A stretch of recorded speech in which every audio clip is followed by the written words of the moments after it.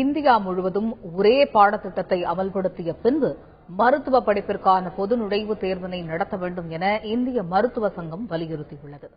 மருத்துவ படிப்பிற்கான பொது நுழைவுத் தேர்வை ரத்து செய்ய வலியுறுத்தி சென்னை ராயபுரத்தில் உள்ள ஸ்டான்லி மருத்துவமனை வளாகத்தில் அரசு மருத்துவர்கள் சங்கம் மற்றும் இந்திய மருத்துவர்கள் சங்கம் சார்பில் கண்டன ஆர்ப்பாட்டம் நடத்தப்பட்டது.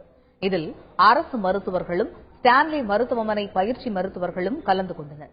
அங்கு செய்தியாளர்களிடம் பேசிய இந்திய மருத்துவ சங்கத்தின் தமிழக பிரிவு செயலாளர் முத்துராஜன், இந்தியா முழுவதும் ஒரே மாதிரியான பாடத்திட்டத்தை கொண்டு வந்த பின்னர் பொது நுழைவுத் தேர்வை நடத்த வேண்டும் என்றார்.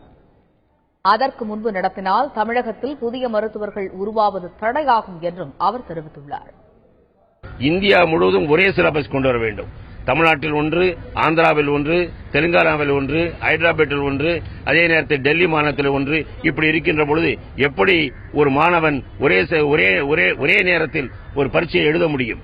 ஆகவே மத்திய அரசு முதலாக இந்தியா முழுவதும் ஒரு சிலபஸை கொண்டு வர வேண்டும். அப்படி காஷ்மீர் முதல் கன்னியாகுமரி வரை ஒரே சிலபஸை கொண்டு வந்த பிறகுதான் இந்த நீட் எக்ஸாமினேஷனை பற்றி நாம் மறுபரிசீலனை செய்ய முடியும். அதுவரை தமிழ்நாட்டை பொறுத்த மட்டில் இதே நிலைமைதான் தொடரப்பட வேண்டும்.